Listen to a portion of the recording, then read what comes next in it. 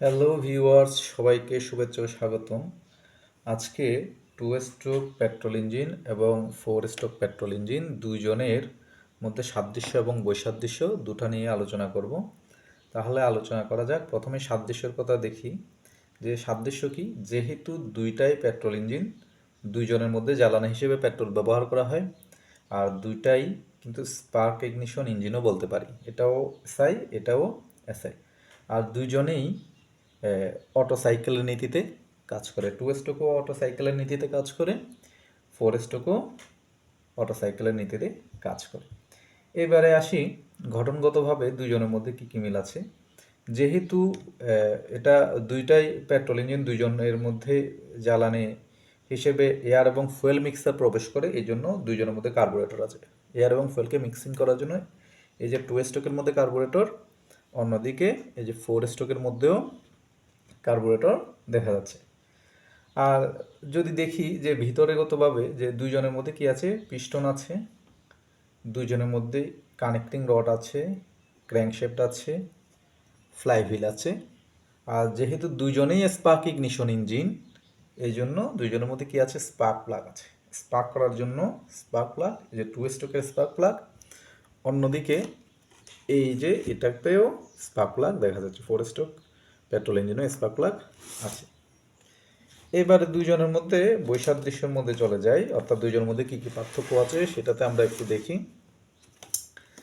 দেখা যাচ্ছে প্রথমেই যদি আমরা দেখি যে ফোর স্ট্রোকের মধ্যে কি আছে, ভাল্ব আছে, ইনটেক বাল্ব এবং এক্সজস্ট বাল্ব, যেটা কিনা টু স্ট্রোকের মধ্যে নাই। টু স্ট্রোকের মধ্যে কি আছে, ইনটেক পোর্ট আছে। ইনটেক পোর্ট হয়ে মূলত এয়ার এবং ফুয়েল মিক্সার ঢুকে। কিন্তু এখানে কি আছে, টু স্ট্রোকে এয়ার এবং ফুয়েল মিক্সার কোথায় ঢুকে, ক্র্যাঙ্কেসের ভিতরে। মূলত প্রাথমিকভাবে কোথায় ঢুকে, ক্র্যাঙ্কেসের ভিতরে। আর ফোর স্ট্রোকের বেলায় দেখা যাচ্ছে কি, এয়ার এবং ফুয়েল মিক্সার ইনটেক বাল্ব খুললে কি ইনটেক পোর্ট হয়ে সরাসরি সিলিন্ডারের ভিতর ঢুকে। আর টু স্ট্রোকের মধ্যে ক্র্যাঙ্কেস হতে এয়ার এবং ফুয়েল মিক্সার সিলিন্ডারে ঢোকার জন্য এদিকে কি আছে, একটা ট্রান্সফার পোর্ট, এটাকে অনেকে ওভারফ্লো চ্যানেলও বলে। আর এই জায়গায় স্ক্যাভেঞ্জিং পোর্ট, আবার এই স্ক্যাভেঞ্জিং পোর্টকে অনেকে ট্রান্সফার পোর্ট হিসেবেও বলে থাকে। তো এই পোর্ট হয়ে কি করে, মূলত এই ক্র্যাঙ্কেস হতে কি হয়, এয়ার এবং ফুয়েল মিক্সারটা সিলিন্ডারের ভিতরে প্রবেশ করে। আচ্ছা, এবারে যদি দেখি যে দুইজনের মধ্যে কী হয়, আবার এদিকে টু স্ট্রোকের মধ্যে পিনস আছে সরাসরি বডির মধ্যে, এটা যেহেতু এয়ার কুলড ইঞ্জিন। অন্যদিকে ফোর স্ট্রোকের পেট্রোল ইঞ্জিনের বেলায় কোনো ধরনের পিনস নাই, বাইরে কোনো পিনস নাই, এটা আলাদা করে কুলিং সিস্টেমটা মূলত ইউজ করা হয়। এটা সচরাচর ওয়াটার কুলিং ইউজ করা হয়, এই জন্য ওয়াটার জ্যাকেট আছে। এই এই সবুজ লাইন এগুলো হচ্ছে মূলত ওয়াটার জ্যাকেট। আচ্ছা, আবার দুইজনের মধ্যে আমরা বলছি কি, সাদৃশ্যের বেলায় দুইজনের মধ্যে ফ্লাই হুইল আছে, দুইজনের মধ্যে ফ্লাই হুইল আছে। কিন্তু ফ্লাই হুইল দুইজনের মধ্যে, ফ্লাই হুইলের মধ্যেও একটু পার্থক্য আছে। ফোর স্ট্রোকের ফ্লাই হুইলটা একটু বড় হয়, টু স্ট্রোকের ফ্লাই হুইলটা একটু ছোট, অর্থাৎ ওয়েটের দিকে ওয়েটটা কম হয়। আবার এবার যদি দেখি যে ভাল্বকে, যেহেতু ফোর স্ট্রোক ইঞ্জিনে ভাল্ব আছে, এই জন্য ভাল্বকে পরিচালনা করার জন্য কি আছে, ভাল্ব ট্রেন মেকানিজমটা আছে। কিন্তু টু স্ট্রোকের মধ্যে ওইসবের কোনো কিছুরই দরকার পড়ে না। এইবারে চলে যাই দুইজনের মধ্যে কার্যপ্রণালীর মধ্যে কি হয়। যেহেতু এটা টু স্ট্রোক পেট্রোল ইঞ্জিন, এই জন্য পিস্টনটা দুইবার ওঠানামা করে, দুইটি কাজ সম্পাদন করে। আর এটা পিস্টনটা চারবার উঠানামা করে, মূলত কি করে, চারবার উঠানামা করে চারটা কাজ সম্পূর্ণ করে। আর এটা ক্র্যাঙ্কশ্যাফট কয়বার ঘুরে, যখন পিস্টন দুইবার ওঠানামা করে ক্র্যাঙ্কশ্যাফট একবার ঘুরে, একবার ঘুরে একবারে শক্তি পেয়ে যায়। আর ফোর স্ট্রোকের বেলায় পেট্রোল ইঞ্জিনে কি হয়, পিস্টন চারবার ওঠানামা করে, ক্র্যাঙ্কশ্যাফট ঘুরে কয়বার, দুইবার, দেন তারপরে একবার শক্তি পায়। সেই দিক দিয়ে যদি বিবেচনা করি, পেট্রোলের ইঞ্জিনের চাইতে two stroke, four stroke petrol ইঞ্জিনের চাইতে টু স্ট্রোক পেট্রোল ইঞ্জিনে মেকানিক্যাল অর্থাৎ যান্ত্রিক দক্ষতা বেশি, অর্থাৎ খুব দ্রুত আমরা এটা থেকে শক্তি পাব। আচ্ছা, এইবারে দেখা যাক যে দুইজনের মধ্যে যদি এবার চিন্তা করি যে ওয়েট কার বেশি হবে। সিম্পলিভাবে টু স্ট্রোকের ওয়েট কম হবে, ফোর স্ট্রোকের ওয়েট বেশি হবে। এটা খুব সহজে অল্প জায়গায় স্থাপন করা যাবে, এটাতে স্পেস বেশি লাগবে।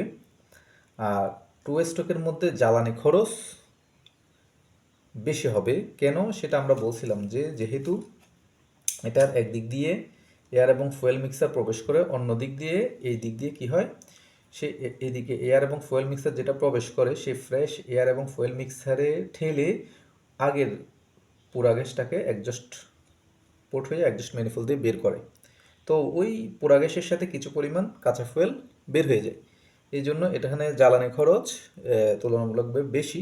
আর এখানের মধ্যে ফোর স্ট্রোক পেট্রোল ইঞ্জিনের বেলায় সেটা জ্বালানি খরচ তুলনামূলক কম, টু স্ট্রোকের চেয়ে কম, অর্থাৎ অপচয় কম হয়। এইবারে আসি যে এটা জ্বালানির বিষয় গেল।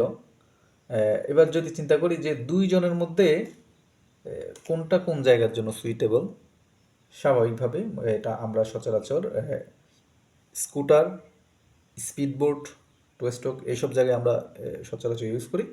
আর ফোর স্ট্রোক পেট্রোল ইঞ্জিনটা আমরা মূলত গাড়িতে ইউজ করি, কার, বাস এটসেট্রা এগুলোতে বড় যানের মধ্যে মূলত ব্যবহার করে থাকি। এবার পর্যায়ে দুইজনের কুলিং সিস্টেম সম্পর্কেও বললাম যে টু স্ট্রোক ইঞ্জিনটা হচ্ছে এয়ার কুলিং আর ফোর স্ট্রোকটা ওয়াটার কুলিং। তো দুইজনের লুব্রিকেশন সময়ের মধ্যে কি ব্যবস্থা আছে সেটা দেখি। যে টু স্ট্রোক ইঞ্জিনের মধ্যে যেহেতু এখানে ভাল্ব নাই, এই জন্য ভাল্বকে লুব্রিকেশনের কোনো দরকার পড়ে না, কিন্তু ফোর স্ট্রোকে ভাল্ব আছে, এই জায়গার মধ্যে মেকানিজমটাকে লুব্রিকেশনের দরকার পড়ে। আর টু স্ট্রোক ইঞ্জিনের মধ্যে লুব্রিকেশনটা ইঞ্জিন অয়েলটা ফুয়েলের সাথে মিক্সিং করে দেয়, এই জন্য আলাদা কোনো লুব্রিকেশনের জন্য এক্সট্রা অ্যাক্সেসরি অর্থাৎ অয়েল পাম্পের দরকার হয় না। অন্যদিকে ফোর স্ট্রোক ইঞ্জিনে পেট্রোল ইঞ্জিনের বেলায় কী হয়, যেহেতু লুব্রিকেশনের দরকার আছে এই জায়গায়, এজন্য আলাদা করে অয়েল পাম্পও আছে, অর্থাৎ টু স্ট্রোক ইঞ্জিনে অয়েল পাম্প থাকে না আর ফোর স্ট্রোকে অয়েল পাম্প থাকে। আজকের আলোচনা এই পর্যন্ত। সবার যদি ভালো লাগে তাহলে লাইক এবং ফলো করে পাশে থাকার অনুরোধ রইল। ধন্যবাদ সবাইকে।